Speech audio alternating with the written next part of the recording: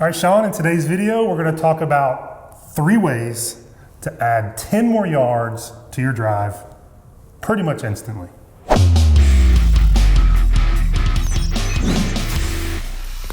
I'm Mike Renato with Athletic Motion Golf, my good buddy and partner, Sean Webb.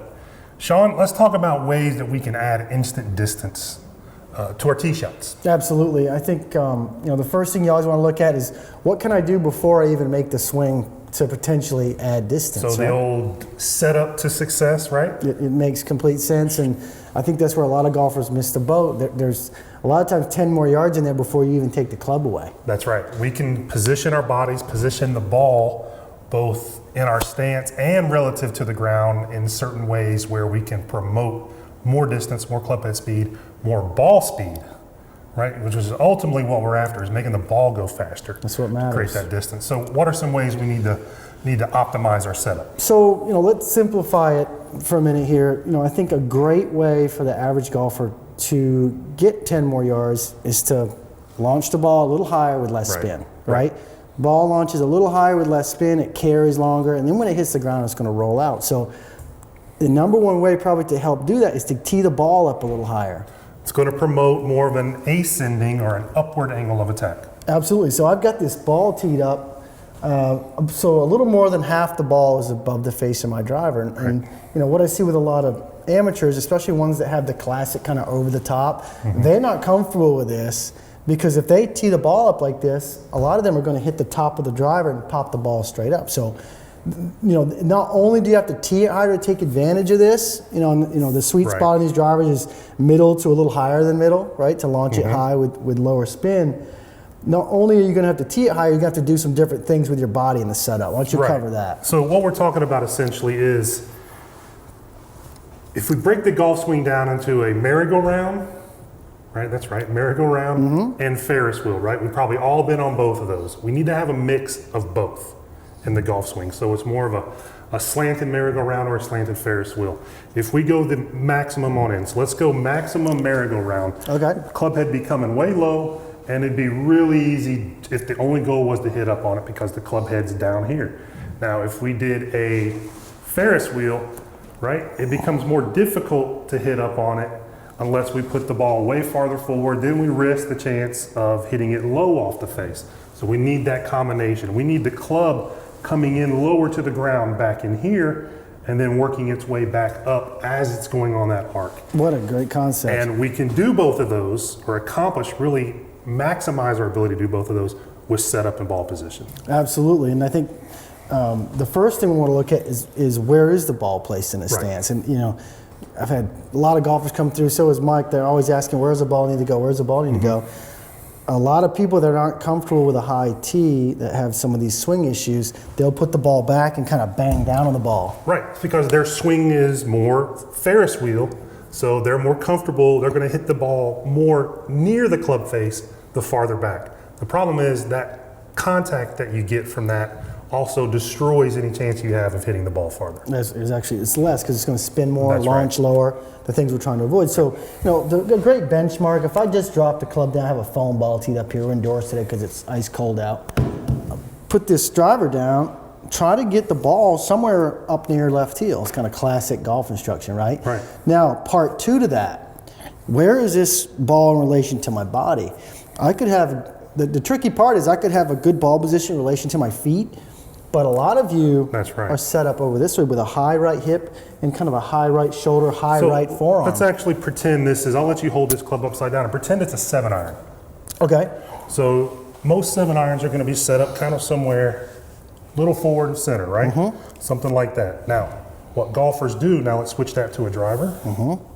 Now what they do is they start rotating their chest open and start, again, facing at that. Now, everything's open, everything's pointing well left of the target. Now when they swing, they get that Ferris wheel coming into the ball. Let's show them that from down the line. So Mike was saying, he made a great point. There's your 7-iron right there where my foot is. There's my 7-iron. Now once he moves the foot to the ball forward, and I go to the driver, what a lot of you will do is move the chest to point at the ball. To keep pointing at the ball. And you can see how open I am. That's right. Instead, we want the ball in front of us. So we're gonna keep the chest pointing back here to the middle between your feet. And let's go face on again and show them what you're doing to make that adjustment. So here's my 7-iron again. So chest pointing behind the ball.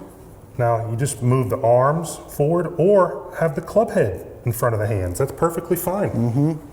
Yeah, you could even be this way. That's right. A lot of the best drivers in the world have had That's this look exactly right right. here. I think that's a great point. When you start shoving your hands in because you like the look of it, That's right. that can crank your shoulders That's open exactly as well. right. So again, when the ball needs to be forward so we can get that upward angle of attack. Now, the chest and your body need to be oriented for a normal golf shot, So true. but we're going to take advantage of it because that club's going to be working up as it contacts the ball. And I can feel from here how if I were to swing down, I get a 2-for-1 benefit. When I'm in a better position here with my hips more level and my shoulders have a little bit of angle to them Right. this way, it automatically has me feeling like the club's going to be almost tickling the grass or brushing the ground or feeling of, and I'm able to come up through it. Right. As opposed to if I'm pointed over here with my chest, immediately I feel like I'm going to almost bang down into the That's right. ground. You're going to be hitting at the ball rather than hitting past the ball, which we'll talk about in just a second. Yeah. So first thing, set up for more distance, get the ball positioned for more distance, and then orient yourself for more distance. All right, Sean, the second way we can pick up more distance instantly here is we're gonna take a tip from the putter manufacturers, right? So just about every manufacturer now, this is a tailor-made TP putter, about every manufacturer now has kind of a fang back to their putters. You know, the Fangs, Odyssey, all of them pretty much do. It really helps us when we putt to frame up the golf ball. Now, it would be cool if we could take that kind of concept and switch it around to have it on the front of a driver so we can frame up centered contact. So using a little redneck ingenuity, we've got some electrical tape here, we've got some golf tees, and we've done kind of the same thing here with our driver head. We're gonna put our fangs to frame up the front of the golf ball so we can train centered impact and really train the eye For center contact. for center contact, which is a big deal to train the eye, to train the visuals where that center of the club face is. We're gonna have instant feedback with our fangs here, our homemade fangs, and we're gonna put it down and we're gonna learn some really cool things about that as well as face to path relationships. It's gonna be a complex, easy way to really gain more distance. Absolutely. And Mike and I try to beat the drum a lot about hitting the middle of the club face. You know, It's the lowest hanging fruit. it really is, and especially when you get the driver where the design is different than an iron, all bets are off That's right. if you're not in the middle of the club face. You can see some crazy shots just by being slightly off center of the face. Well, with our driver and with our fairway woods, they're not square, they're not flat faces. Exactly. So there's curves, and we'll show you here in a second how these tees are not pointing as if we stuck them to the flat face of a putter. They're going to be pointing all over the place. Which makes it even more important. That's right. And it's designed to help you in a way, like the bulge and rolling a driver, but you can get some wildly offline shots You sure can. by missing the sweet spot. So low hanging fruit, hit the middle of the face. We try to come up with visual ways to help you guys, because with all the words that are coming out of our mouth, you're only Right. going to remember very few of those. That's right. But when you see pictures, your brain remembers that better, and we think it improves your learning, and we hope it helps you. So this kind of stuff we do for you guys and try to come up with new stuff every time. So let's see if we can get this in action. Right. So let's set up to it. Let's actually switch spots here. Sure. So I think the down the line view or from the target view here at the camera is going to be a really good visual for folks. Yes, absolutely. So let's set it up back in here. All right, so if I can get one Foam set ball is a straight little here. difficult to tee up. Okay. So go ahead, Mike. So just visually setting it up in the middle is difficult for a lot of golfers. We perceive middle of the club face differently. We've got our marks down there, so how does that look to you? It looks a little bit in the heel to me, Okay, just because I'm not used to lining up dead in the Okay. center of the club face. it's actually is a little bit to the heel. Yeah. Good. All right, So- right there. Now, we both hit this little ball in here doing this, and it was very uncomfortable, right? To have those fangs sticking out and force you to find center of the club face. What we both did instinctively was slow down first. Yeah, and I think that's a great point. And, you know, this would be a good drill. Whoops. It would be a good drill just to set up at home and just make little swings from about waist high down to impact, trying to figure out what you've got to do with this club path and the golf club in general to try to get between those. See, you fangs. mentioned a good point, the path. Yeah. So let's talk about extremes for that. That were really not extremes that don't exist. We see these extremes all the time on the lesson tee. Absolutely. So we see the guy, often more of a better player, who comes in way underplaying. Yeah, so, we exaggerate this, but if not really exaggerate, I've been here before. Way underplaying, handle gets high. And so what I'm seeing from my point of view, it'd be very difficult to try to warp this. That's right. To warp these fangs and kind of like wrap them around the ball. So you're coming in way from the inside. We Yeah. see this quite a lot. To hit the middle of the club face I'd have to now, go wide you open. need to leave the club face wide open, which will certainly give you a start right ball. But a miss for a lot of those guys is the start right, go right ball. It is. Because of this. Yeah. So the good player will snap this closed.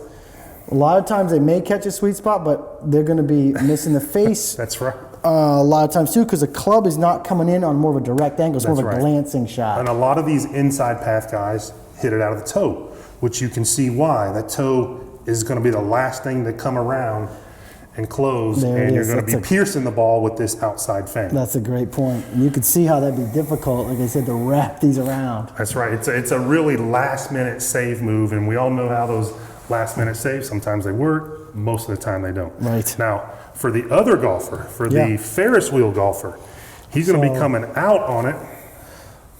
Now a totally different problem. That's right. Now I'm leading with the heel. Right? And I'd have to drastically wrap this closed at the end to get the ball between the tees.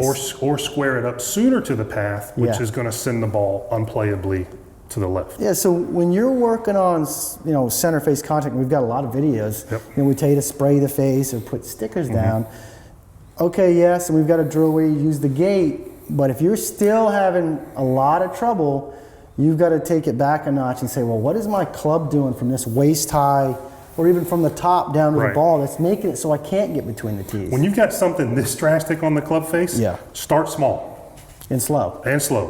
Start these swings, nail the center of the club face. Start growing the swing from there when you're looking at something with this kind of feedback. And again, foam balls are great because they're going to react very differently to those fangs than a real ball will. Yeah, and what you'll notice is you'll start to orient your body in the club in a way that just allows you to hit the center of the face. It's kind of reverse learning in a way. That's right. The body's going to start responding to what you're trying to do. Now you have that feedback down there to really kind of that visual feedback and audible and visual. You're going to have all of it down there to really help you tune up the face and the path, to find the center of the club face and then find a path that's going to increase that compression. Absolutely. So you guys can try this at home. One last little note that we wanted to make here. Mike, you want to point out how the tees are kind of off angle? Yeah, so if we point, let's see, what's the best way to do that? Well, I guess why don't you hold it up right there. So center of the club face is right here. These tees do not point straight up and down, right?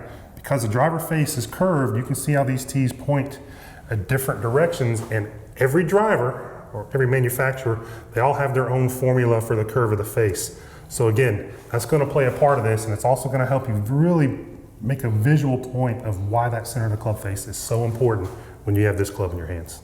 All right, Sean, the last piece for instant distance is a subject very near to both of ours. We're both former world-class sprinters. Yes. So let's use a sprinting analogy here to talk about this last component to speed. Yeah, and I borrowed this one from a teacher I had many years ago.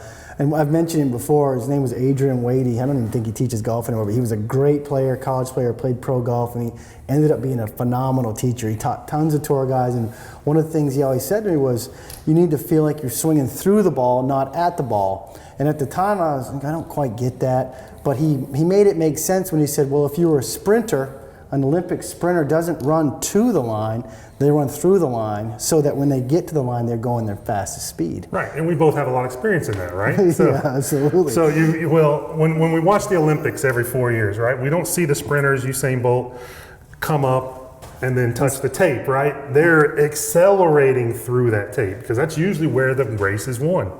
No different than right here at the golf ball. This is our tape in golf. Yeah, so why would you think of just hitting at the ball when your ultimate goal should be hit the ball as far as you can. If you want to do that, by swinging through the finish line, the club is going to be at top speed when it gets to the ball. Should be, yeah. The ball's going to slow the club down. That's just physics. Nobody's speed is faster on this side of the ball than it is pre-impact. Yeah. But your concept, your goal should be to have more speed over here than you have over here. Yeah, and I have this little training aid. We like to use things to help people visualize, right? We always try to do that. I think you can buy these on Amazon. I don't sell one of these, so you can go find one. It's a little ball with a flexible rod. It has a little magnet that connects it, so it holds on the backswing. Then you can try to slide the ball down. I think I've seen Jamie Sadlowski using that. Pretty popular. A lot of people use those. Sure. Long drive. So the way I use it and the way I think about it, a lot of times I'll give it to somebody that has this look to their swing like they're hitting at the ball too much, and I'll demonstrate this. I won't swing through, but they go.